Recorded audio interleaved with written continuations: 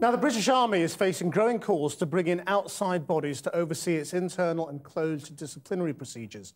It follows a number of cases where families of former soldiers, including one featured by Channel 4 News, say they face a wall of silence in trying to follow up Army internal investigations, and further claims from serving soldiers who've claimed they didn't get fair treatment at Army hearings. James Blake reports. There are two very different systems of justice in Britain, marching parallel to each other, one for civilians, one for the armed forces. Service personnel live in a world of summary hearings and court-martials, but now there's mounting political pressure for that to change. Corporal Anne-Marie Element was an officer in the Royal Military Police. Last summer she accused two colleagues of rape. And when the RMP investigated its own officers, it decided to bring no charges. 30-year-old Corporal Element told her family she then endured bullying and harassment. She was found hanged in her barracks in October. It's now 7 months since lawyers asked the MOD to reinvestigate those rape claims. We've had a meeting with the Service Prosecuting Authority, which is the organisation that's responsible for making decisions about whether or not you should charge somebody.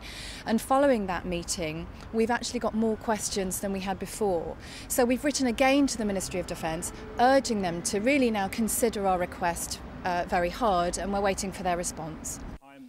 In November last year, this programme obtained a secret letter sent between two senior generals about an army survey which questioned 400 women. Sexual harassment. Every female officer or other rank that my command sergeant major has spoken to claims to have been the subject of unwanted sexual attention. It's an astonishing statement, and one 6 years after the review into 4 deaths at Deep Cut Barracks following allegations of bullying.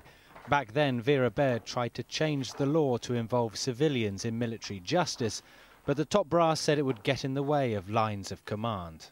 What you need to have is an independent system so that somebody can go confidentially and with confidence that their career won't be wrecked for the very reason that they've made the complaint, to get some help if they're in that dilemma.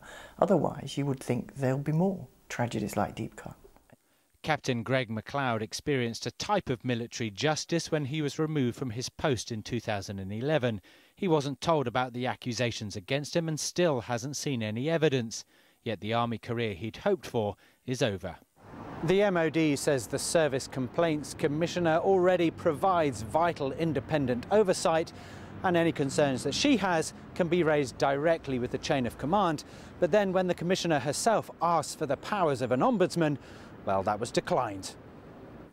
The armed forces operate in a unique environment, says the MOD, and so they need a unique justice system. Well, we did ask for an interview with someone from the Ministry of Defence or a senior Army officer, but no one was available. I'm joined now by the Labour MP Madeleine Moon, who sits on the Defence Select Committee. In your view, do serving servicemen and women have a fair system? You made a quote there from Major General Lorimer about how women were experiencing justice within the armed forces. His report goes on to say that throughout the armed forces, throughout the 6,000 people that they interviewed, there was generally a feeling that there was no point of making a complaint because the chain of command would not give them justice. We've also spoken to the Service Complaints Commissioner, and Dr. Atkins herself has said that the current situation is neither efficient, effective or fair.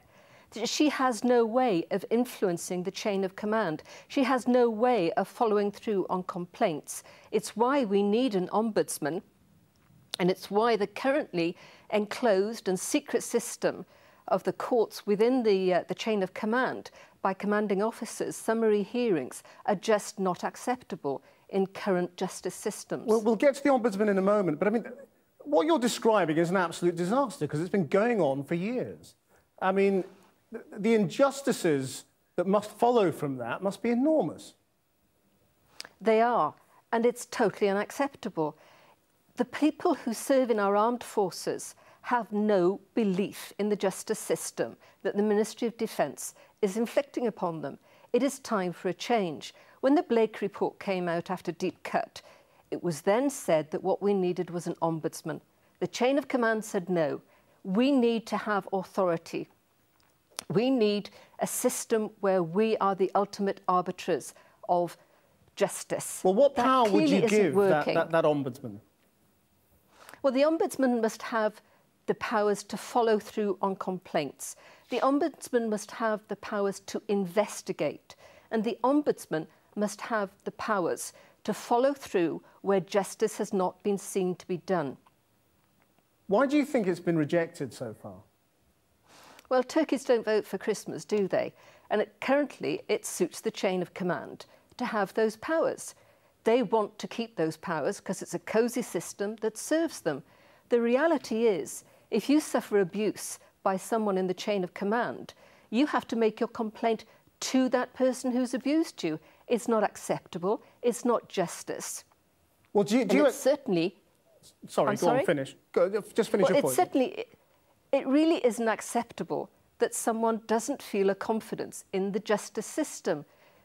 We're about to ask civilians to increasingly go and serve as reservists, as we use reservists in our military. Civilians are not going to accept this closed, cosy, kangaroo court system that we currently have. It has to change. Just finally, I mean, is your committee likely to call for this change? And how likely do you think it is that you'll get it, given everything you've just said? I can't say what my committee is going to do. That report is to be published sometime in the future. I personally am going to be looking to see if I can have either a Westminster Hall debate or the Backbench Business Committee give me the time to debate this issue in the chamber. Madeleine Moon, thank you very much.